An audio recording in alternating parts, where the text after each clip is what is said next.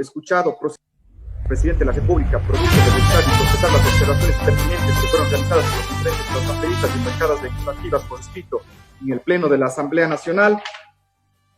Con este antecedente me permito elevar a moción la aprobación por el Pleno de la Asamblea Nacional del texto final e íntegro del articulado del proyecto de ley orgánica de apoyo humanitario para combatir la crisis sanitaria derivada del COVID-19, calificada como de urgencia en materia económica por el presidente de la República, con la exclusión del tercer y cuarto párrafo de la disposición interpretativa única que consta en este informe, que además fue difundida.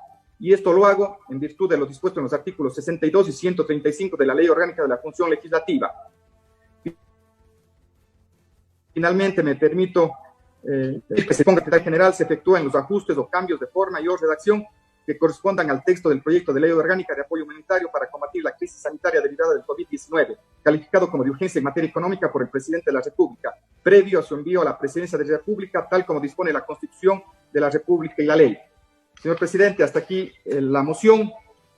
Vuelvo a repetir las palabras que lo dije al inicio, pues la Asamblea Nacional en estos momentos complejos y difíciles para nuestra patria tenía una de las opciones, como le dije, el camino fácil, archivar una ley, pero creo que estoy seguro que tomaremos el camino correcto.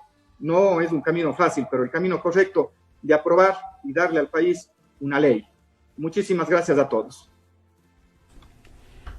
Allí, la ponencia de parte del presidente de la Comisión del Desarrollo Económico, Productivo y la Microempresa, el asambleísta Esteban Albornoz, dando a conocer los cambios que ha recibido para su informe final, el mismo que se somete ya a votación. Señor presidente, me permito certificar que el texto fue remitido a las respectivas curules de los señores asambleístas. Tome votación, por favor, señor secretario.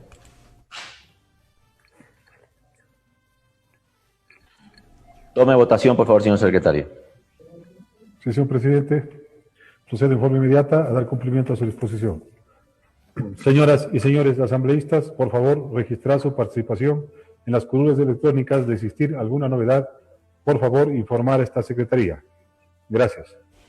Como acabamos de escuchar, varios son los cambios que expuso el presidente de la Comisión del Desarrollo Económico, Productivo y la Microempresa, Esteban Albornoz, una vez que concluyó el segundo y definitivo debate respecto del proyecto de ley de ayuda humanitaria. Dijo, se eliminó el capítulo de las contribuciones, el capítulo del comité que se creaba precisamente para vigilar la distribución de esas contribuciones, también reformas en materia de educación, sobre los servicios básicos, sobre los desahucios, sobre los créditos para la reactivación productiva. Él dijo que se hicieron mejoras, así como también muchas puntualizaciones en cuanto a la redacción. Se suspende la matriculación vehicular, los precios de consumo popular. Dijo que también se había ajustado el texto. Hay un capítulo relativo a la sostenibilidad del empleo, la situación de los trabajadores de la salud y, por supuesto, todo ello motivó también algunos cambios en las disposiciones, tanto en las generales, así como también en las transitorias. Tenemos en nuestra mesa de trabajo precisamente el informe que ya ha sido conocido por los asambleístas y que va a ser sometido a votación, para lo cual ya el doctor Javier Rubio ha convocado a las y los asambleístas para que se registren y recibir de ellos los votos. Tenemos los artículos que lo vamos a compartir con ustedes, señoras y señores. Así es, el artículo 1 relativo al objeto, como ya lo describía el ponente de este informe, establecer estas medidas de apoyo humanitario necesarias para enfrentar las consecuencias derivadas de la crisis sanitaria ocasionadas por el COVID-19. El artículo 2 sobre el ámbito de aplicación de la ley, el artículo 3 relativo a pensiones educativas, que está contenido en el capítulo 2 de este proyecto sobre las medidas solidarias para el bienestar social y la reactivación productiva. Sobre las pensiones educativas se precisa que los centros de desarrollo infantil, instituciones educativas particulares, fiscomisionales y municipales del Sistema Nacional de Educación y las instituciones del Sistema de Educación Superior no podrán suspender bajo ninguna forma la asistencia, el registro de asistencia y evaluación por retraso justificado en los pagos de pensiones mensuales durante el tiempo que dure el estado de excepción. Rápidamente decimos también que este artículo precisa que de manera excepcional, de ser el caso, el Gobierno Nacional entregará ayudas mediante compensaciones monetarias o no monetarias para cubrir parte de la pensión del presente año lectivo a guarderías, centros de desarrollo infantil, escuelas y colegios en aquellos segmentos de la población más vulnerables con el fin de garantizar la continuidad educativa. En cuanto a la educación superior, se dice en este artículo que las instituciones de educación superior particulares durante la emergencia sanitaria declarada por el Gobierno Nacional ampliarán el porcentaje de becas a sus estudiantes matriculados regulares en un 10% adicional de lo que ya está contemplado en el artículo 77 de la Ley Orgánica de Educación Superior en cualquiera de los niveles de educación superior. En 15 días a partir de la promulgación de la presente ley, el ente regulador autorizará a las instituciones de educación superior que así lo soliciten que su oferta de carreras y programas de educación superior pase, total o parcialmente, a modalidad virtual. El artículo 4, relativo a la suspensión temporal de desahucio en materia de inquilinato durante el tiempo de vigencia del estado de excepción y hasta 60 días después de su conclusión, no se podrán ejecutar desahucios a arrendatarios de bienes inmuebles por cualquiera de las causales establecidas en la ley de inquilinato, excepto en los casos de peligro de destrucción o ruina del edificio en la parte que comprende el local arrendado y que haga necesaria la reparación, así como de uso del inmueble para actividades ilegales. Para que los arrendatarios puedan acogerse a esta suspensión temporal, deberán cancelar al menos el 20% del valor de los cánones pendientes y en el caso de locales comerciales que el arrendatario demuestre que sus ingresos se han afectado en al menos un 30% con relación al mes de febrero de 2020. El artículo número 5 se refiere al no incremento de costos en servicios básicos. Dice el texto, desde la vigencia del estado de excepción y hasta un año después se prohíbe el incremento en valores, tarifas o tasas de servicios básicos, incluyendo los servicios de telecomunicaciones e Internet, sean estos prestados de manera directa por instituciones públicas, por delegación o por privados. Todas las empresas de servicios básicos de agua potable, energía eléctrica, telecomunicaciones e Internet suspenderán temporalmente los cortes por falta de pago de estos servicios mientras permanezca vigente el estado de excepción y hasta por 2 meses después de su terminación. En el plazo de 30 días después de la vigencia de esta ley, estas empresas iniciarán el cobro de los valores generados por concepto de estos servicios, divididos en 12 cuotas iguales y sin intereses, multas ni recargos a cobrarse mensualmente. El artículo 6 de este proyecto, de acuerdo a este informe final, tiene que ver con la rebaja en el costo del servicio eléctrico para los usuarios del servicio público de energía eléctrica ubicados en los primeros 2 quintiles de nivel de ingresos. La Agencia Nacional de Control y Regulación de Electricidad dispondrá una rebaja del 10% en el valor total del servicio de electricidad en los consumos de los meses de marzo, abril, mayo y junio de 2020. Y también dispondrá la rebaja de los cargos por energía en horas de demanda mínima para incentivar la reactivación de los sectores productivos. De igual forma, la Agencia Nacional de Control y Regulación de Electricidad dispondrá los procedimientos necesarios para que los cargos de potencia de industrias y comercios que no han laborado durante el estado de excepción y registran disminución en su consumo promedio de energía sean revisados de forma proporcional a la disminución de dicho consumo. El artículo 7 del informe del proyecto de ley de ayuda humanitaria tramitado por la Asamblea Nacional y que está ya para votación habla sobre la prohibición de terminación de pólizas de salud y suspensión de cobertura por mora. Pero antes de dar lectura a la parte correspondiente de este artículo, queremos indicarles que ya se han registrado los 137 asambleístas que integran este presente periodo legislativo para emitir su voto. La crisis sanitaria del COVID-19 ingresada conmemorando el número CDP-2020-018-M y la exclusión del tercero y cuarto párrafo de la disposición interpretativa única. Señoras y señores asambleístas, por favor, consignar su voto. Como en todas las votaciones, son 4 las opciones que tienen los asambleístas para emitir su voluntad a través del voto positivo, del voto negativo, de la abstención o dejar su voto en blanco. El artículo 7, ya lo decíamos, tiene que ver con la prohibición de terminación de pólizas de salud ni suspensión de su cobertura por mora. Dice, durante el tiempo que dure el estado de excepción por la emergencia sanitaria del COVID-19, las compañías de salud prepagada y las de seguros que oferten cobertura de seguros de asistencia médica no podrán cancelar o dar por terminadas las pólizas de seguros de salud ni los contratos de medicina prepagada, ni suspender la cobertura de las mismas, ni las prestaciones sanitarias contractualmente estipuladas, si es que los contratantes, usuarios, beneficiarios o asegurados presentaren atrasos en los pagos de hasta 3 meses consecutivos, previsto en el artículo 31 de la Ley Orgánica que regula a las compañías que financien servicios de atención integral de salud prepagada y a los seguros que oferten cobertura de seguros de asistencia médica. Continuamos revisando este texto final. El artículo 8 tiene que ver con la extensión de cobertura del Instituto Ecuatoriano de Seguridad Social. El Instituto Ecuatoriano de Seguridad Social extenderá la cobertura en las prestaciones de salud hasta 60 días adicionales a los establecidos en la ley por el cese de aportaciones en favor de todos sus afiliados, cualquiera sea el régimen, y que hayan quedado cesantes o en mora por pérdida de ingresos a partir de la declaratoria del estado de excepción por emergencia sanitaria del COVID-19 y mientras esta subsista. El artículo 9 habla de las facilidades de pago a la seguridad social. Las personas naturales que ejercen actividades económicas, las micro y pequeñas empresas, así como las restantes empresas y cooperativas de bienes y servicios que se mantuvieron cerradas durante el estado de excepción, que no hayan podido realizar el pago de sus obligaciones con la seguridad social correspondiente a los meses de marzo, abril, mayo y junio del año 2020, podrán realizarlas sin la generación de intereses, multas ni recargos. Asimismo, no se generará responsabilidad patronal. Se otorgará asimismo facilidades de pago sin generación de intereses, multas ni recargos a los afiliados comprendidos dentro del régimen especial del seguro voluntario que no hayan cumplido con sus aportaciones en los referidos meses. El Consejo Directivo del IES regulará los mecanismos y facilidades de pago de estas obligaciones. Hacemos un breve paréntesis en esta lectura para informar que de los 137 asambleístas, de la totalidad de legisladores que componen la Asamblea Nacional y que se han registrado para esta votación, hasta este momento 58 han expresado su voto positivo, 56 han expresado su voto negativo, no hay votos en blanco, tampoco abstenciones hasta este momento. Todavía falta algunos votos por consignarse. Mientras tanto, decimos que el artículo 10 tiene que ver con los créditos productivos para la reactivación económica y protección del empleo en el sector privado.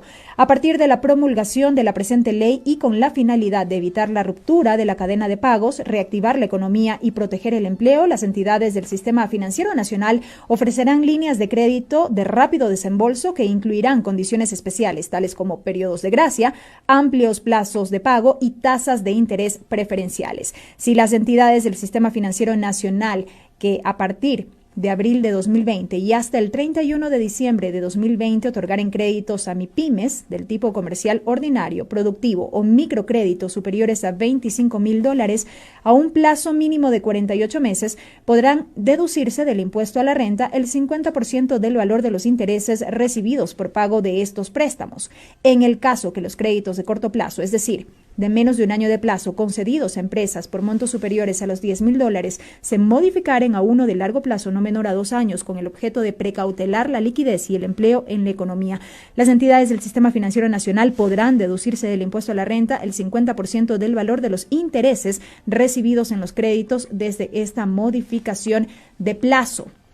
Las instituciones del Sistema Financiero Nacional, especialmente la banca pública, creará líneas de crédito específicas destinadas a cobertura de pagos de nómina y capital de trabajo por montos equivalentes a 3 meses de operación y priorizará en sus operaciones de crédito el destinado al sector productivo y educativo. La Superintendencia de Bancos informará sobre la aplicación de este artículo ante la Asamblea Nacional en 3 meses contados desde la vigencia de la ley. Esto en lo que tiene que ver con el artículo 10 relativo a los créditos productivos para la reactivación económica y protección del empleo en el sector privado.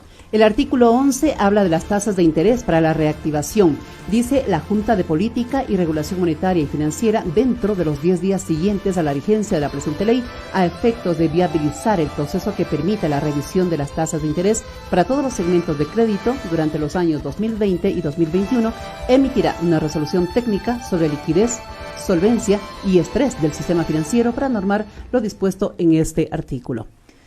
69 votos afirmativos hasta este momento, 57 negativos, no hay votos en blanco, tampoco hay abstenciones. Esto es hasta este momento el resultado que se refleja de la votación. Todavía faltan 3, 4, 5, 7, 8, 9, 11 votos por consignarse. Hasta este momento, 69 son los votos afirmativos, hay ya una abstención. Vamos al artículo 12, que tiene que ver con la reprogramación de pago de cuotas por obligaciones con entidades del Sistema Financiero Nacional. El artículo 13, que tiene que ver con la reprogramación de pago de cuotas de seguros. El artículo 14, que habla sobre la suspensión de la matriculación y revisión vehicular. Tenemos el detalle precisamente de este tema que había también despertado expectativa en el pueblo ecuatoriano, la matriculación y la revisión vehicular. El artículo 14 dice, se suspende el cobro de multas e intereses de todos los procesos de matriculación vehicular y revisión técnica mecánica generados durante la vigencia de estado de excepción por calamidad pública. Al terminar el estado de excepción o se den las condiciones adecuadas para restablecer el servicio, la Agencia Nacional de Tránsito, en coordinación con el Servicio de Rentas Internas, emitirán las disposiciones correspondientes para la reprogramación y o recalendarización de los cobros y procesos de matriculación y revisión técnica mecánica. El artículo 15 sobre la fijación de precios del consumo popular. La función ejecutiva, mediante decreto ejecutivo, definirá la política de fijación de precios necesaria para beneficio del consumo popular de los artículos del grupo de consumo de alimentos y bebidas de la canasta familiar básica, misma que será aplicable durante el estado de excepción por la calamidad pública y que estarán vigentes hasta finalizar el año 2020. Las entidades respectivas realizarán controles permanentes que aseguren el cumplimiento de la fijación de precios para evitar la especulación. De aquí en adelante viene el capítulo 3 sobre las medidas para apoyar la sostenibilidad del empleo, Nancy. Mientras tanto, queremos indicarles que de los 137 asambleístas, es decir, la totalidad de parlamentarias y parlamentarios que integran el presente periodo legislativo, de las 4 opciones que tienen para emitir su voto, son 3 las utilizadas. Tenemos votos a favor, hasta el momento 71. Tenemos votos en contra. Si me ayudas, por favor, Belkis, los votos en contra hasta 58 el momento. hasta este momento los votos 58. negativos. No hay votos en blanco, sí tenemos ya abstenciones. Son 3 las abstenciones que se pueden visualizar hasta este momento de este proceso de votación. Lo que no hay son votos en blanco. 72 afirmativos, 58 negativos, 0 blancos y 3 abstenciones, y restan todavía 4 votos por consignarse. Llegamos al artículo 16, que tiene que ver con otro de los temas que también había motivado mucha expectativa, el empleo. Dice el artículo 16, de los acuerdos de preservación de fuentes de trabajo, los trabajadores y empleadores podrán, de común acuerdo, modificar las condiciones económicas de la relación laboral con la finalidad de preservar las fuentes de trabajo y garantizar estabilidad a los trabajadores. El acuerdo podrá ser propuesto tanto por trabajadores como por empleadores. Los empleadores deberán presentar de forma clara y completa los sustentos de la necesidad de suscribirlos para que el trabajador pueda tomar una decisión informada. Una vez suscritos los acuerdos, estos deberán ser informados al Ministerio del Trabajo, quien supervisará su cumplimiento. El acuerdo será bilateral y directo entre cada trabajador y el empleador. De producirse el despido del trabajador dentro del primer año de vigencia de esta ley, las indemnizaciones correspondientes se calcularán con la última remuneración percibida por el trabajador antes del acuerdo. Los acuerdos podrán ser impugnados por terceros únicamente en los casos en que se hayan producido cualquier tipo de fraude en perjuicio de uno o varios acreedores. Si el juez presume la existencia de un delito vinculado a la celebración del acuerdo, lo dará a conocer a la Fiscalía para las investigaciones y las acciones correspondientes. Vamos hacia el artículo 17, que habla de la sanción al incumplimiento del acuerdo entre las partes. Cualquiera de las partes de la relación laboral que incumpla con el acuerdo será sancionada de conformidad con lo dispuesto en el Código del Trabajo y demás normativa vigente. El artículo 18 habla de las condiciones mínimas para la validez de los acuerdos. El artículo 19 habla sobre el contrato especial emergente, también otro de los temas que ha sido abordado a lo largo de estos debates que ha provocado esta iniciativa remitida por el Ejecutivo y que ha sido analizada y ahora ya mismo resuelta por la Asamblea Nacional. El contrato especial emergente dice, es aquel contrato de trabajo por tiempo definido que se celebra para la sostenibilidad de la producción y fuentes de ingresos en situaciones emergentes o para nuevas inversiones o líneas de negocio, productos o servicios, ampliaciones o extensiones del negocio, modificación o giro del negocio. Resultados. Tenemos. Informo, señor presidente, que contamos con 74 votos afirmativos, 59 negativos, 0 blancos, 4 abstenciones. Ha sido aprobada la moción presentada por el asambleísta Esteban Albornoz respecto a la aprobación del texto final del proyecto de ley orgánica de apoyo humanitario para combatir la crisis sanitaria del COVID-19 ingresada con memorando número CDEP 2020-018-M y la exclusión del párrafo tercero y cuarto de la disposición interpretativa única. Bien, allí teníamos los resultados oficializados por parte del doctor Javier Rubio, prosecretario general temporal de la Asamblea Nacional. Un debate amplio, como lo manifesté al principio, y un respeto irrestricto a la democracia. Esta Asamblea se ha pronunciado con respecto a esta ley. Damos por clausurada esta sesión. Tomamos nota, señor presidente. Como ustedes lo acaban de escuchar, con los resultados obtenidos, se aprueba entonces el proyecto de ley de ayuda humanitaria. 668. Señor presidente, luego nos dispense unos minutos para efectos de poder técnicamente prepararnos para la reinstalación de la sesión. Se clausura entonces la sesión 669 del Pleno de la Asamblea Nacional. Vamos a subrayar, para quienes no lo pudieron escuchar, de los 137 asambleístas presentes, es decir, la totalidad de quienes integran el presente periodo legislativo, por el proyecto de ley de ayuda humanitaria sobre la base del informe preparado por la Comisión del Desarrollo Económico, a favor 74, en contra 59, abstenciones 4. Con estos resultados se aprueba entonces este proyecto de ley de ayuda humanitaria. Se clausura esta sesión. Desde Secretaría General se ha pedido unos cuantos minutos para poder habilitar el sistema para continuar con la sesión 668, que tiene que ver con el proyecto de ley de ordenamiento de las finanzas públicas. Ese proyecto de ley ha sido en segundo debate procesado en 4 jornadas. La sesión 668 tuvo su primera jornada el martes 12 de mayo, estamos hablando todo en esta semana, ¿sí? Se instaló a las 17:33 en esa primera jornada. Se recibió en Comisión General al ministro de Defensa, Osvaldo Jarrín.